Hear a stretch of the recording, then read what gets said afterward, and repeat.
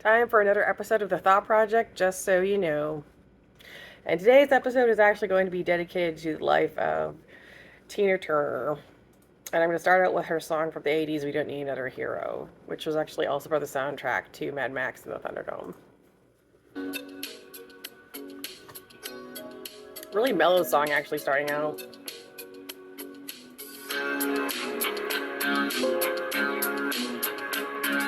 Also, today's no makeup day. Man, I don't really care what makeup day. Out from the wreckage, can't make the same mistake this time.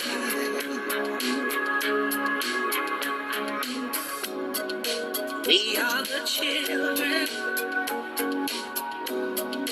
last generation. We are the ones they left behind. And I wonder when we are ever gonna change. Living under the fear till nothing else remains. We don't need another hero. We don't need to know the way home. All we want is what we are.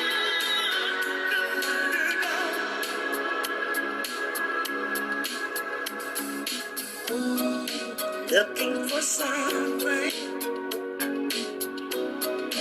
we can rely on. There's got to be something better out there.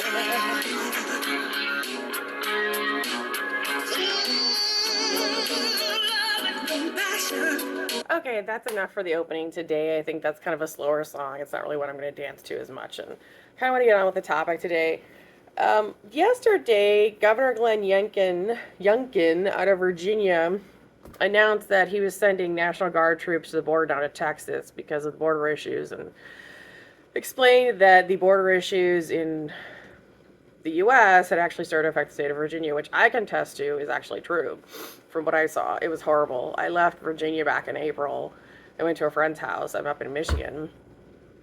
And I have no idea if I'll ever return to Virginia after having lived there since 2002. It was really, really bad. Notably, I have to go off the topic of Virginia for a second. South Carolina's governor also decided to go ahead and send their National Guard as well. And his name, he's got an interesting name. It's Governor Henry Dargan McMaster.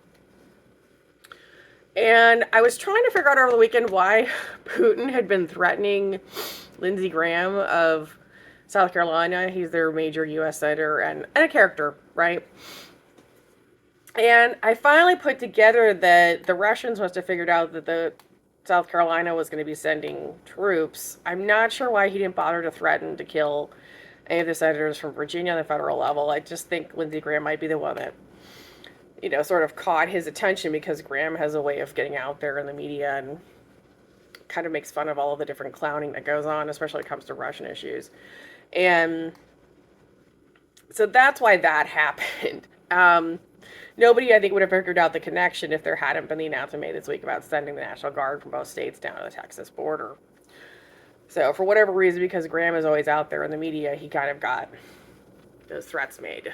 Also, I think some of Graham's people, press-wise, probably were more comfortable with putting that out in the media, whereas if Putin were threatening some of these other offices or governors openly, it may not be quite so obvious, or they wouldn't actually bother with publicizing it. Everybody's staff has to make those kinds of choices. I worked in PR for a long time when I lived in the D.C. area, and you really have to know what you're doing when it comes to anything dealing with the Russians, so everyone makes their own choices on those issues. But that's why that came up over the last weekend. And as far as Governor Youngkin's decision to actually send the national, to send help to the National Border Patrol by sending the National Guard from Virginia down to the Texas border, I think he's right. I just wonder how much he's going to wanting to need them in Virginia, because what I saw in Charlottesville was really bad, and it was Russian activity, and I've put off saying anything about it for a while. Because I am educated and I have been trained in public relations, and because I do know something about how the government actually works. And it was bad. Charlottesville was bad. I've told people up here in Michigan, just, general conversational interactions, I've said, if you had been down there and saw what I saw, you would assume we were at war, that we were being attacked as a country, and you would think that the border war had come that far north as Virginia. The Northern Virginia area has been terrible for years, but Charlottesville is off to the west, and a smaller town, the mountains where you think things would be better, but I saw people that were openly working as Russian assets doing signaling. You saw people in their drug networks. The South American drug networks were openly operating around there. They're tied to the Russians. He weren't even bothering to hide it anymore. And it was just very clear that this is all illegal activity that's come in, hasn't been monitored or controlled, and it's out of control. And it was really out of control in Virginia. The same time I lost my housing, there were a bunch of other women that lost their housing. Same demographic type, all somewhat attractive, all educated. I saw another woman who was almost the exact same profile as me. She's from a different racial group, but the profile was pretty much the same. She had a small terrier that was 10 pounds. She had the same type of car, same general type of appearance. Lost her housing at the same time as me. There was a bunch of us over hanging out at Wegmans for a while that all lost our housing at the same time. That's not an accident. That's really weird. And I did go and talk to the city about it before I left the area, just so they knew. Because I said, this is out of control.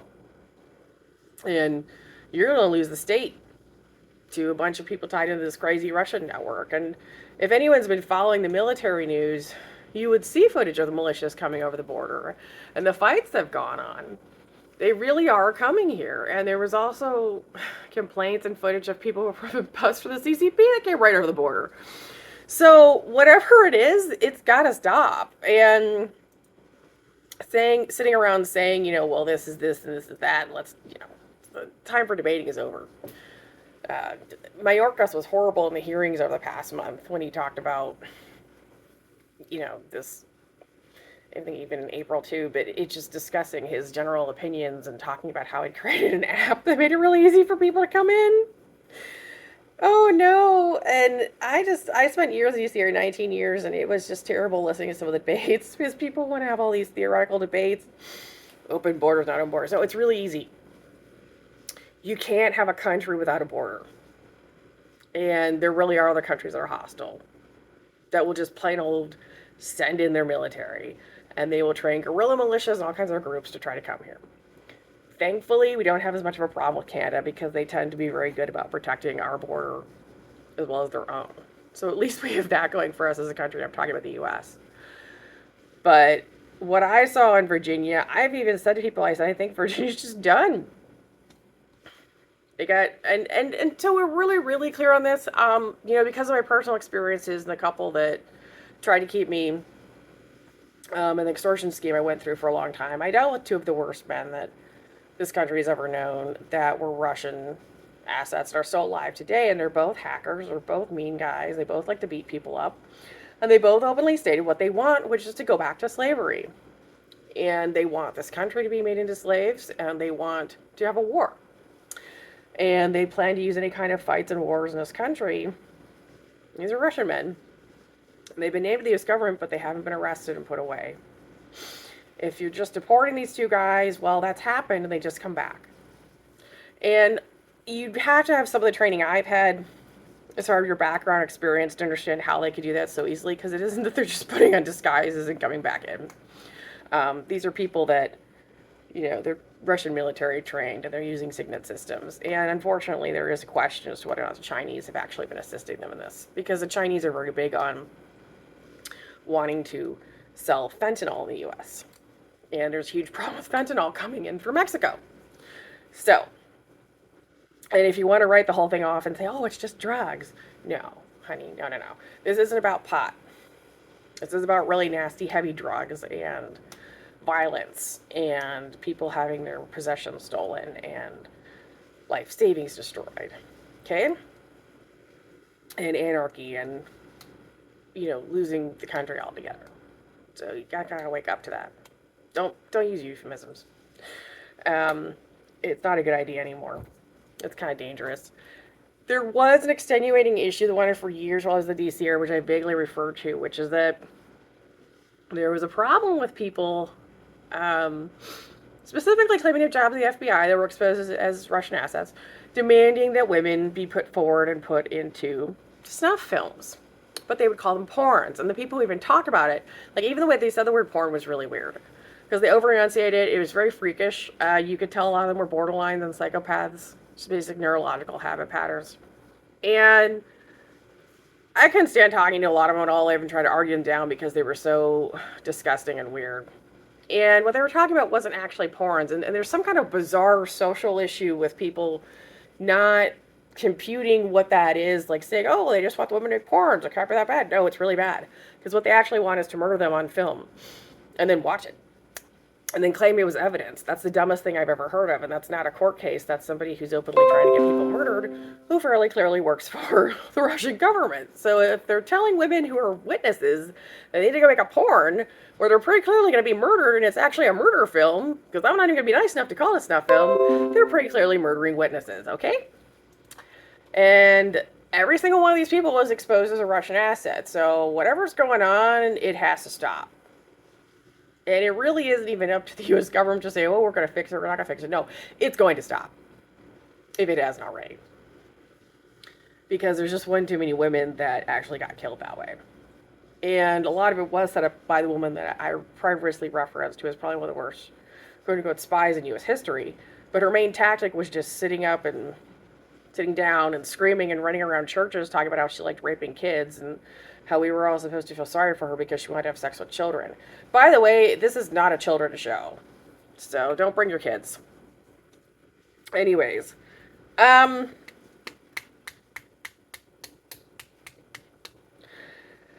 guess we can do on to the topic because that's kind of a depressing one, but that's the truth. There's just no reason for anybody who simply works in the government, nobody to have claimed that because they have ties into Hollywood that they get to request women make like pornographic films. And it's pretty clearly an attempt to keep people as slaves and then murder them. Okay? That's all it ever was. So, I do have some really interesting news. Apparently, Prince Harry has been actually actively looking for divorce lawyers for Meghan Markle, which is probably a good decision based on her behavior and who she's tied into here in the U.S., and especially after the whole car chase, quote-unquote car chase, got debunked as some kind of bizarre PR stunt. But what's more interesting is that Prince Andrew, who is King Charles' younger brother, has had a series of problems over the years related to finances and Jeffrey Epstein. And he actually did testify against Epstein, which is great. But the issue was that Jeffrey Epstein used King Andrew's financial issues against him, and in some cases created them while he was working at a firm. And this is where the story gets really strange. He was at JP Morgan, or through JP Morgan, and so Prince Andrew had a lot of debts, and it appears basically, I mean, my understanding of it and what was testified as far as against Epstein is that Epstein did some really weird setups against Prince Andrew, and also wanted to create a situation where Prince Andrew was just constantly paying out money, and he ended up paying a huge amount of debts for Fergie, like in the $1 million range, 5.5 million. And so there was something with Fergie being tied up with Epstein and running up debt and JP Morgan. And then, if you're wondering at all how all this fits together, there was another woman named Virginia Roberts Guthrie who apparently claimed she was sexually abused by Prince Andrew, and he ended up settling it with her instead of going to court or doing anything more with it. I don't know why he would decided it was better to settle with these people, but it sounded like an extortion scheme because he was paying to protect some of these people, and then with this one woman, he was clearly just paying her off to go away. So he spent a huge amount of money trying to solve these problems. And you're probably wondering why any of this would matter in relation to the U.S. or anything else. Well, you have to kind of look back on the fact that if you're talking about England or the Commonwealth, you're then also talking about MI6. So the point about Epstein was that he was trying to exploit people in the royal family for money, and he was doing weird setups, and he was doing the strange trafficking with women and the bizarre trips. There's all these weird extortion schemes set up, and so it was bad enough that he got the attention of MI6. And unfortunately, it was tied to national and international terrorism and tied back to the Russian government, because that's who Epstein's been dealing with mostly, or was dealing with at least until he died. He was their person and part of the Russian mafia network. So that's the whole reason that there was so much sort of tension around him, because he really was playing these bizarre games and extorting money from people, and there was, murder and rape involved, and bizarre games with signals intelligence systems, being too close with Putin. So, make of it what you want, but that's it. And there's still a number of people that were tied to him who haven't come forward that might be seen as being much worse or just as guilty. And they're not exactly people that everyone would expect or think of. Remember, the world is not what you think. It is what it is. And knowing that is the most important thing you'll ever learn in life. Appearances can be deceiving. So try to remember that. When I talked in a previous episode about Donald Trump and the ability he had to fight with some of these people, it's because he was aware of and fully informed on some of those issues. And he knew that what was going on, the people who were fighting with him were angry at him for having been a witness and for feeling like he could stand up to them. My opinion is still, unless you have a ton of money and you're a millionaire or a billionaire, you're going to be way better off not even bothering with some of these people. I mean, especially, I'm talking about the Russian mafia, because they just waste people's money and time. And they like to get people hurt. And they like to spend a lot of time with the threats of hurting people as sort of trying to be an overarching theme in their life. Just forget it. Waste your time. But I hope the U.S. government really does get it together and solve the situation with the border. And it kind of looks like that Alejandro Mayorkas is going to have to be kicked out of his job. So, anyways, but I would dedicate this episode to the life of Tina Turner. She was an incredible survivor and a really strong woman. And I think what she did for women's lives, or anyone who's dealt with abuse and oppression, economic oppression, having their work stolen from them and not getting paid, she was a really good example of somebody who overcame all of that and managed to still make a good life for herself and become an icon. I don't think I would have even really known who she was based on her career. It was after she got away from Ike and went ahead with the rest of her life and her career, even keeping her name, and began performing in the 80s, that she became a really big deal. And she really spoke to people with her music and her dancing and her work. And, of course, the big thing is she actually could dance and could sing, and she was a good performer. She's the real thing. And she didn't work for the Russians. And she didn't put up with them trying to run drugs or anything through her shows or her work or trafficking. So whatever else she may have been, you can say that about her. She wasn't one of these women up on stage lip-syncing and dancing badly, and it clearly just to front. She wasn't willing to be part of any of these front groups that were formed through Hollywood in the late 80s that were supposed to take care of people that were just old KGB, now called FSB people, who wanted to have some kind of a business to run as the Soviet Union fell apart. So that's what she really stood for. And now you know. Anyways, I'm going to end with her song, Proud Mary.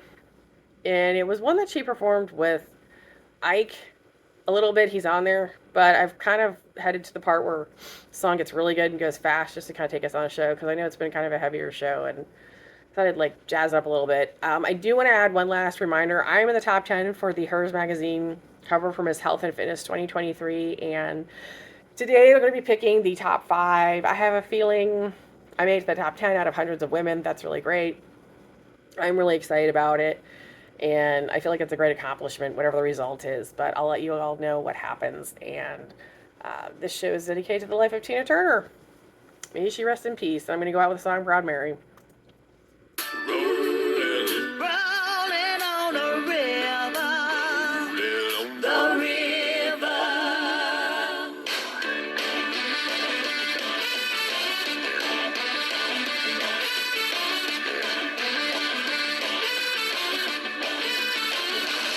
Oh, it's a good job listening, working for the man every night and day. And I never lost a minute sleeping, pouring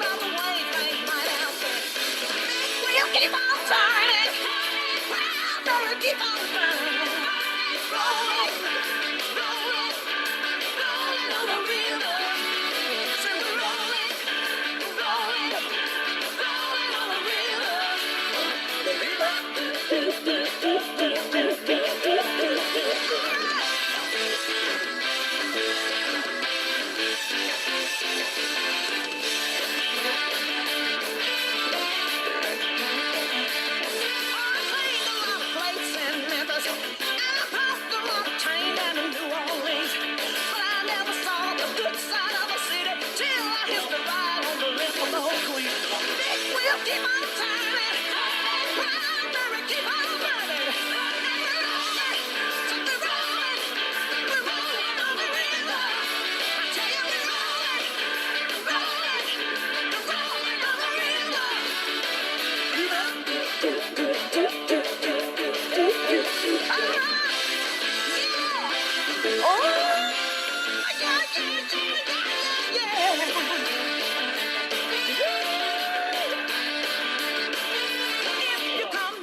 The river, I bet you're gonna find some people who live, and you don't have to worry if you got no money. People on the river are happy to be. We'll keep on turning, turning, turning, keep on burning. Rolling, rolling, rolling on the river. Rolling, yeah, rolling on the river.